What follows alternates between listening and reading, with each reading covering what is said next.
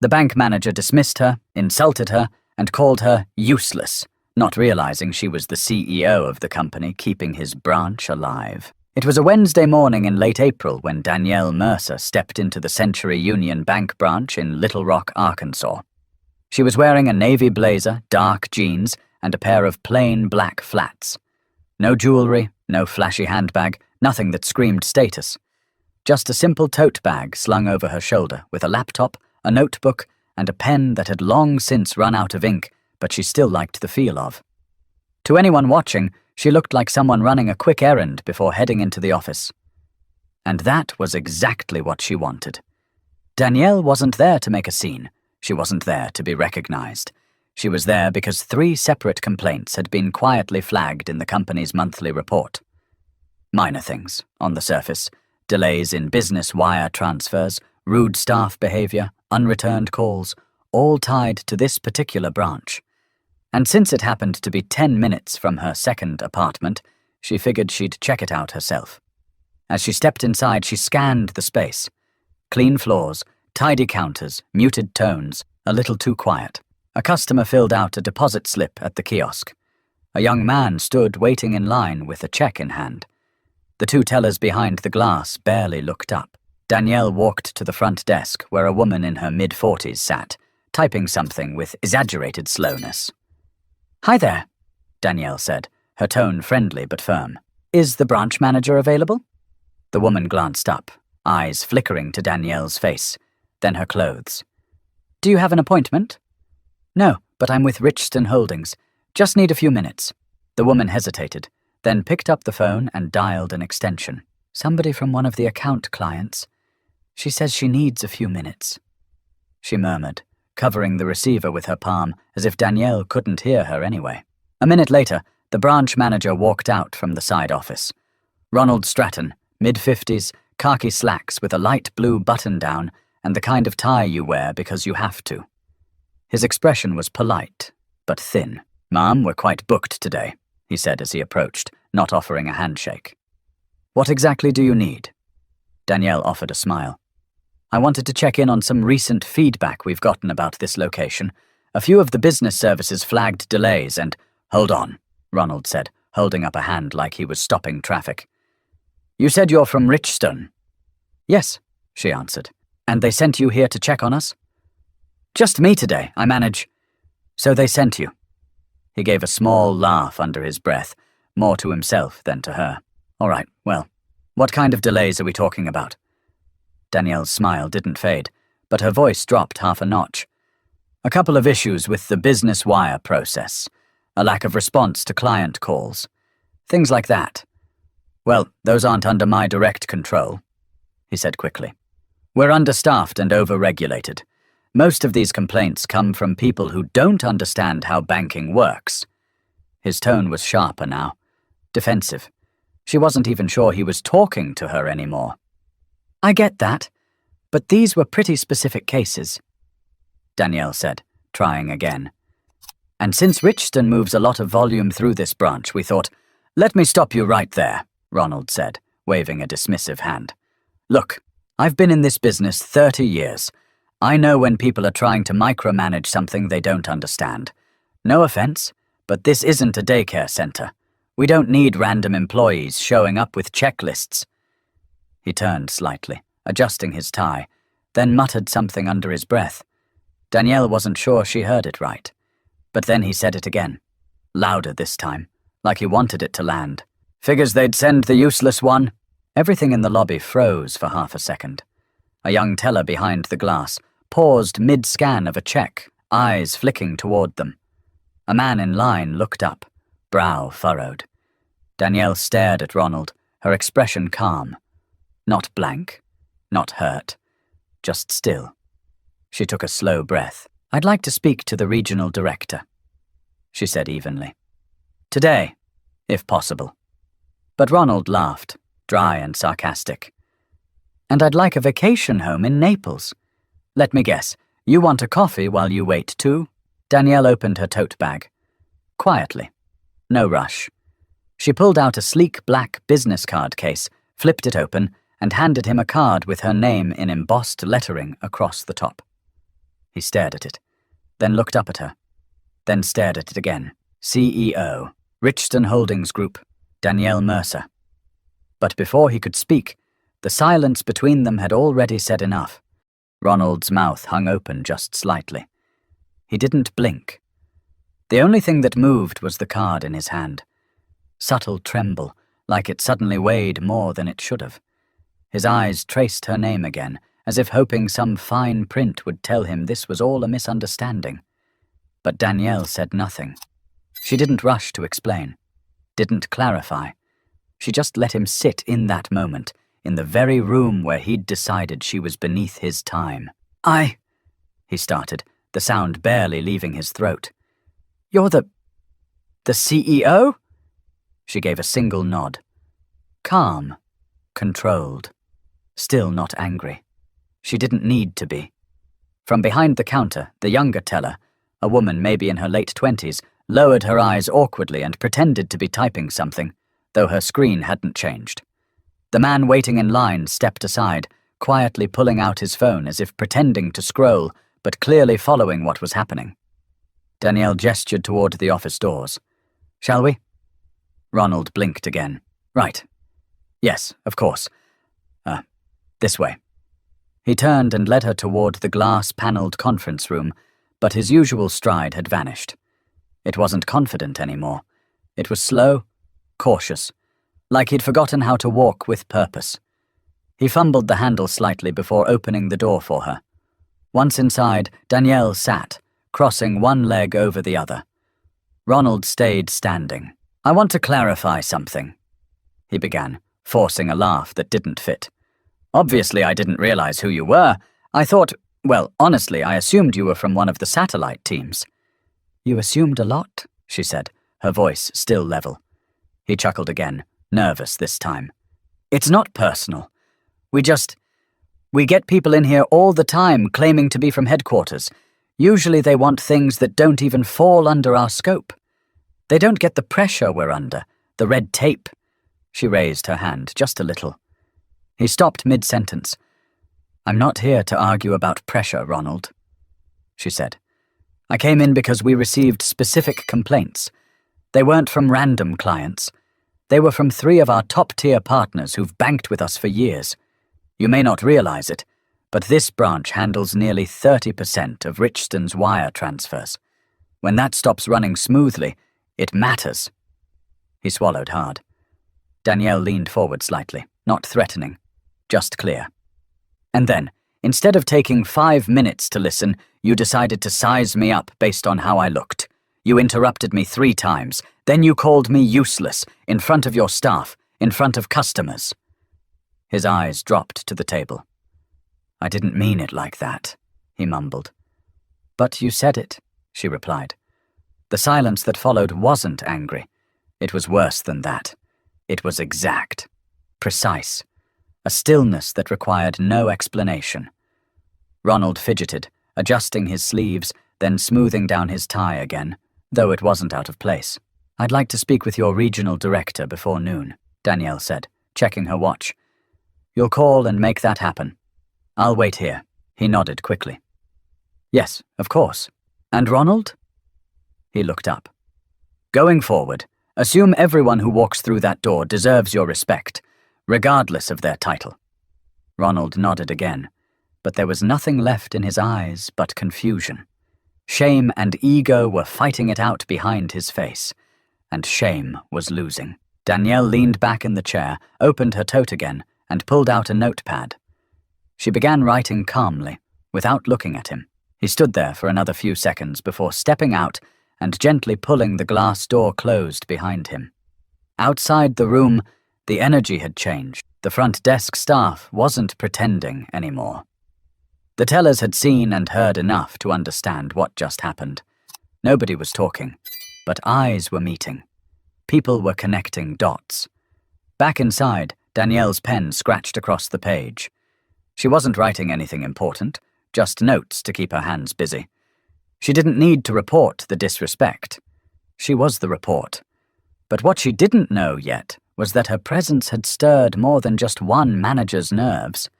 Someone else in the branch had been waiting for a moment like this. 10 minutes passed. Ronald hadn't returned yet. Through the glass wall, Danielle could see him on the far side of the branch, phone pressed tight to his ear, pacing in short, anxious loops near the printer station. He wasn't talking anymore, just listening, and nodding to no one. A few minutes later, a soft knock tapped against the conference room door. It wasn't Ronald. It was the younger teller, light brown curls pulled into a loose bun, name tag slightly crooked, hands nervously clasped in front of her. "Hi," she said softly, standing in the doorway. "Sorry to interrupt.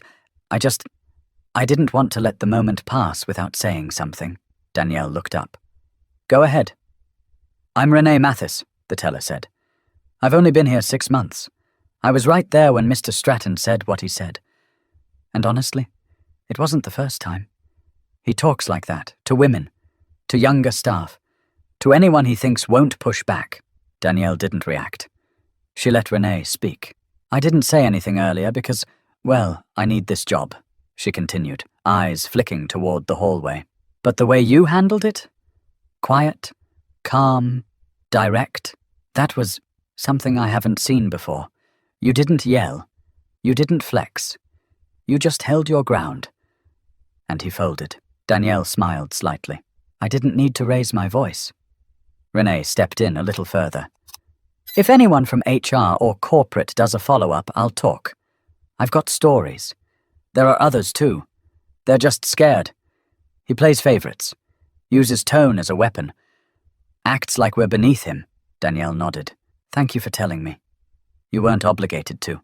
I guess I just wanted to say, you made me feel like I wasn't crazy for noticing." There was a beat of silence between them, a quiet current of something honest. Then Renee stepped back out into the lobby. Danielle leaned back in her chair, watching her walk away. She wasn't surprised. Disappointed, sure, but not surprised. She had seen it play out before, at conferences, in client meetings, during hiring panels. The assumptions, the tone changes, the sideways comments wrapped in fake smiles. The difference was, this time, it was so casual, so public, as if Ronald had done it 100 times before without consequence. But this time, he'd picked the wrong person. The door opened again.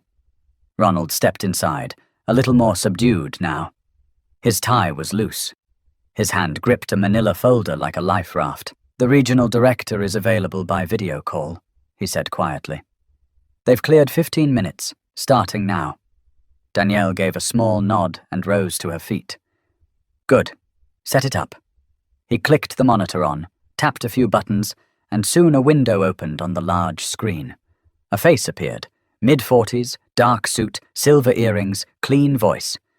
"Good morning," the woman said. "Is this Ms. Mercer?" "It is," Danielle replied. "I'm Teresa Landon, Regional Operations. We weren't expecting you at this branch." "That was the point," Danielle said. Teresa nodded. "Understood." Ronald stood to the side, quiet now, folding into the background like a coat rack. He looked like he wanted to disappear. Danielle stepped forward and spoke clearly into the camera. "There have been issues with this branch, small ones, stacking over time, and today I experienced something firsthand that confirmed a few concerns I've had about the management approach here." Teresa's face didn't flinch. "What kind of concerns?" Danielle glanced toward Ronald, then back. "Inappropriate language, a dismissive attitude, assumptions made about rank and value based on appearance. It wasn't just impolite. It was unprofessional and indicative of deeper problems in culture." Teresa inhaled slowly. "I appreciate your transparency. I'll begin a review immediately. Can you remain on site for the next 30 minutes? I'd like to schedule preliminary interviews with some of the staff if they're willing." "I'll be here," Danielle said. Ronald looked up then. "May I?" But she cut him off with a glance. Not now. He looked down. But the quiet in that room wasn't empty. It was charged. And for Ronald, it was just the beginning of consequences he never expected to face. Danielle didn't need to speak to Ronald again. Not right now. She remained seated in the conference room while staff were quietly pulled aside for individual interviews via webcam with Teresa Landon's team. One by one they entered, nervous, cautious. But the longer it went on, the clearer it became that something had been lifted. Like a door cracked open after years of being stuck. First came Renee, then the assistant manager, Kendall Rhodes, who'd been silently enduring for over a year. Then a part-time employee from the operations desk who shared that she'd stopped offering suggestions in team meetings because Ronald always made her feel stupid in front of others. Each story came with a different tone, a different hurt. But the pattern, that was loud. Danielle remained quiet through it all, taking mental notes. Not just about Ronald, but about the people, their courage, their restraint. How many had swallowed moments like the one she'd just lived through and convinced themselves it was better not to speak? A knock broke her focus. It was Ronald. Again. This time, he didn't wait for permission. He opened the door and stepped in, holding a ceramic mug filled with water, hands shaking just enough for her to notice. "May I?" he asked, voice low. She didn't answer, but didn't stop him either. He set the mug on the table, then sat down across from her like a man still trying to find a script. "I know an apology doesn't mean much right now," he began, "but I owe you one." Danielle looked at him directly. "Is that because I'm the CEO, or because I'm a person?" He paused. "Both. That second one should have been enough," he nodded. But there was a tightness in his throat he couldn't swallow down. "I've worked my whole life to get to where I am," he continued. "And I've seen this industry chew people up. It's easy to get cold. That's not cold, Ronald. That's something else." He looked at her then, like maybe for the first time. Not at her clothes, not at her skin, not at her voice. Just her. "I misjudged you," he said. "Worse than that, I disrespected you. And the truth is, I probably do that more often than I realize." Danielle said nothing for a moment. Then she asked calmly, "Why do you think that is?" He opened his mouth to answer, then closed it again. "You want the truth," he said finally. "Because I've always gotten away with it. Because nobody checked me. Because sometimes I see someone walk in and I assume they're not in charge. And if I'm being real, I assumed even less the second I saw you." The honesty in that moment was ugly, raw, but it was real. Danielle leaned forward, elbows on the table. "You think being in this business for 30 years gives you permission to coast? To cut people down because you're tired? If that's the case, you should have left 10 years ago. No one forced you to stay." "I know. No, I don't think you do. Because if you did, you'd understand this isn't about me. You've been managing people, mentoring people, and you've made them feel small for a long time. That doesn't go away with one apology." He looked down, silent. Danielle stood up and reached for her bag. "There's a review coming. You already know that. Whether you stay in this role or not, I hope you actually start hearing people. Because this position, it's not a crown. It's a mirror. And everything you are shows up in it." Ronald didn't look at her as she walked to the door. Before leaving, she turned back one last time. Respect isn't about rank. It's about how you show up when you think no one's watching. But while Ronald sat alone in that room, the rest of the branch was already shifting. Staff finally allowed to breathe a little deeper. And that change had just begun. By Friday morning, the bank's regional office had dispatched 2 senior evaluators to the Little Rock branch. They weren't there to smile or shake hands. They were there with clipboards, files, and a list of staff they needed to speak with. Danielle didn't return that day, but her presence was still felt in every hallway, every cubicle. People who had once whispered their frustrations now found themselves being asked directly about their experiences. And for the first time in a long time, they told the truth. The evaluators, Charlene Booth and Marcus Lee, spent most of the day tucked in an office at the back of the branch, calling employees in one by one. The interviews weren't confrontational. They weren't aggressive. Just honest, deliberate. And it didn't take long for a pattern to form. Ronald Stratton's name came up in almost every conversation. Not as a manager who made tough decisions or held people accountable, but as someone who punished ideas, dismissed suggestions, and only respected those who looked or sounded like him. Kendall, The assistant manager shared how Ronald once made a comment about her overreaching when she suggested a new client process, even though her idea later became standard at another branch. She'd been pushed to the background ever since. Another staff member, Brandon Poe, said Ronald regularly called him kid, even though he was 34 and had a decade of experience in finance. When Brandon tried to address it, Ronald laughed it off and told him to toughen up. Even the janitorial staff weighed in, quietly, respectfully, but with years of observation. By mid-afternoon, it was clear to Charlene and Marcus, this wasn't just one bad moment, this was a culture problem, and Ronald was at the center of it. Meanwhile, back at Richston's headquarters, Danielle sat in her office, reviewing the summary notes from Teresa. She didn't smile. She didn't gloat. She simply underlined names. The people who spoke up, the people who kept things moving despite poor leadership. The people who deserved to be seen. She picked up the phone. "Kendall Rhodes," she said. "Bring her in for a meeting next week. Quietly. Let's see what she's capable of without that weight on her back." That afternoon, Ronald was called into a video meeting with both Charlene and Marcus, along with a third executive from HR. He sat stiffly in the same conference room where Danielle had handed him her card, this time with his shoulders lower and his voice more controlled. They didn't yell. They didn't accuse. They showed him transcripts. Statements. A timeline. It wasn't just Danielle's story anymore. It was dozens. Ronald tried to push back at first. "I've dedicated my life to this place," he said. "I've never had a serious write-up. This is all being blown out of proportion." Charlene leaned forward. "Ronald, this isn't just one moment. This is a pattern. We're not evaluating your feelings. We're evaluating your behavior." "And your position?" Marcus added. "Doesn't give you immunity from consequences. It raises the bar." There was a long pause. Then the final words. "We're placing you on leave, effective immediately. A decision about your permanent status will follow after the final report is completed." Ronald didn't argue. He gathered his things quietly, walked past his team without a word, and exited the branch through the side door. No speech, no defense. Just the sound of a door clicking shut behind him.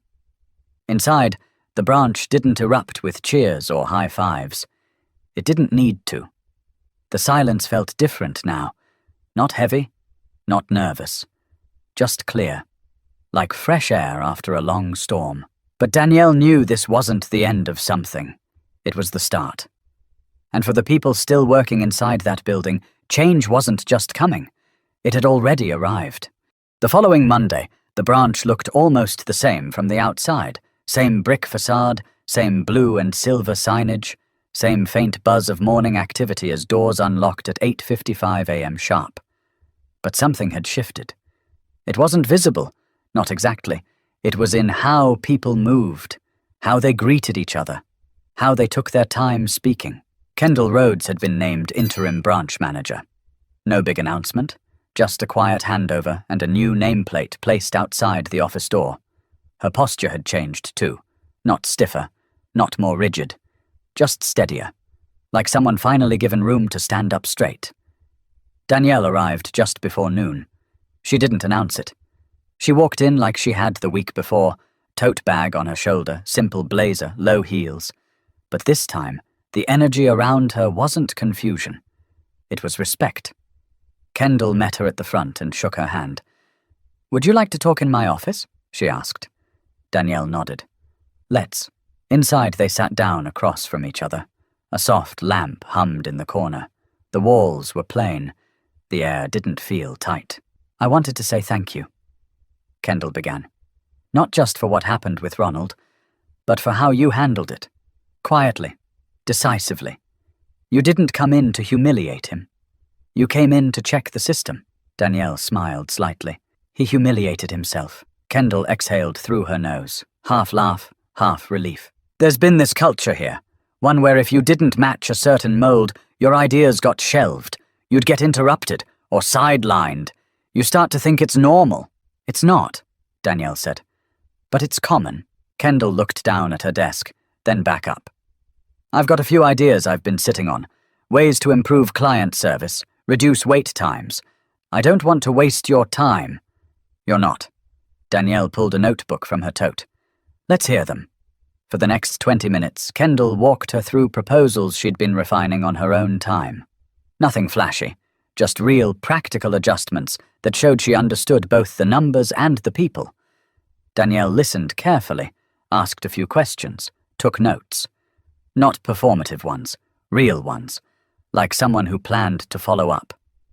When Kendall finished, Danielle said, "If you'd had the right support from the start, these would already be in place."